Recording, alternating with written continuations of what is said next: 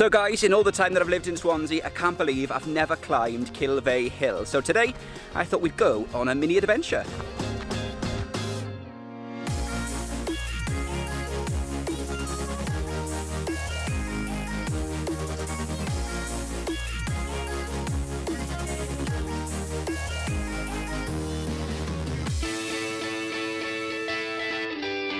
Now, it's probably the most familiar backdrop to the city, and I've long imagined the panoramic views from the top. So today, it's about time I check out Kilvey Hill. Starting at the bottom of one of Swansea's largest urban fringe woodlands, there's a variety of trails for hikers and cyclists up to the 633-foot summit. Its different routes cater for all abilities, and if you're feeling elite, it's even been home to the brutal Kilvey Hill cement run. But if you just fancy some urban tranquility in the city of Swansea, this is definitely a great place to come. This 2-kilometre route has a suggested climb time of an hour and a quarter.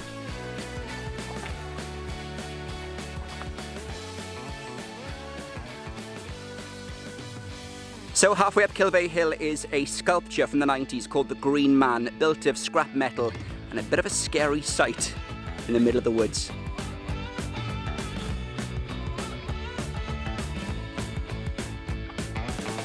And this trail eventually brings you out near a World War II anti-aircraft defence site. Now this open stretch of land features anti-glider trenches, although it's difficult to see in the overgrowth in summer and easier found in winter.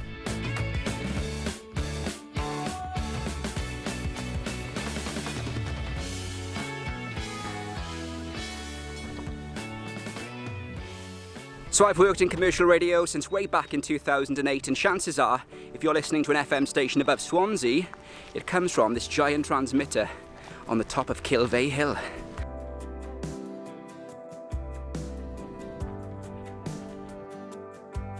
Then simply enjoy the view, and on a good day, you can even see across the Bristol Channel. So that white building there is the village hotel on Fabian Way. The tall building, that's the Meridian Tower. And just in the distance, you can make out Mumble's Pier in the sunshine.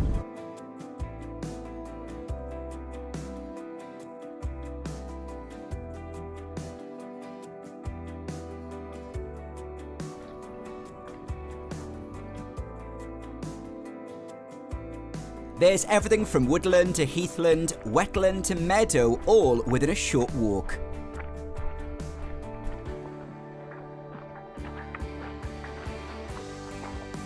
Plus, there's a different outlook around every single corner.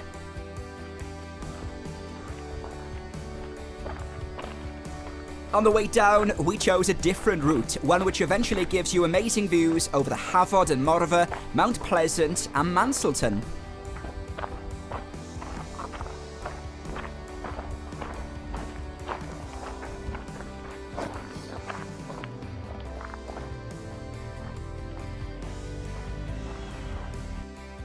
And there's also another sculpture which forms part of 8 along different routes all across Kilvey Hill.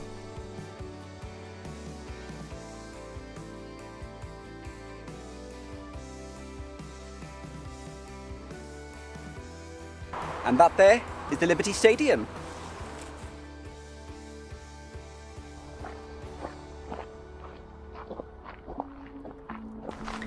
So across the road from Kilvey Hill are the remains of the epicentre that changed the world, Copperopolis.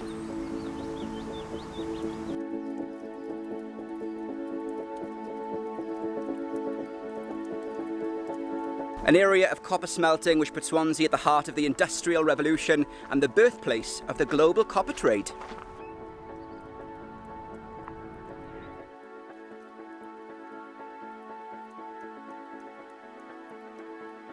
So what's left of the Hafod Copperworks? Let's go find out.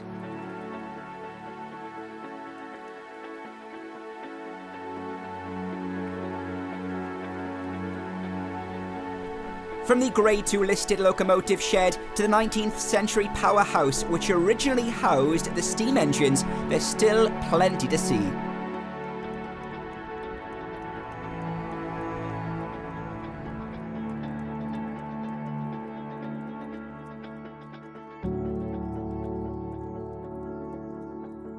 By 1820, 90% of copper smelting in Britain was within 20 miles of Swansea, and by the 1850s the Hafod-Works was smelting over half the world's copper. That all happened in some of the world's largest buildings at the time. Although it's pretty hard to imagine this incredibly noisy, smoky and overheated expanse with what remains today.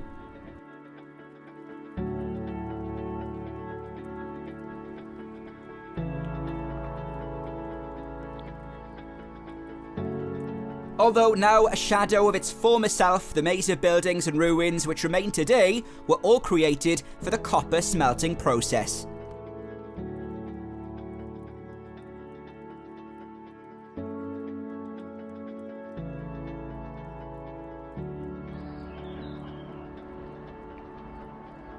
Eventually, what was made right here in Swansea would be exported back up the River Tower and sent out to sea to be used all over the world.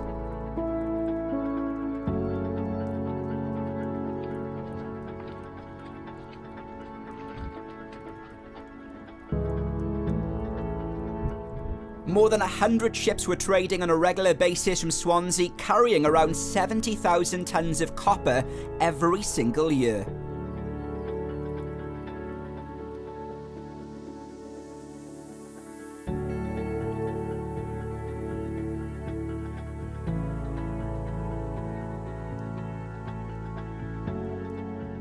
It's on the back of this unique history that Swansea became an industrial seaport of world importance and the city that we all know today.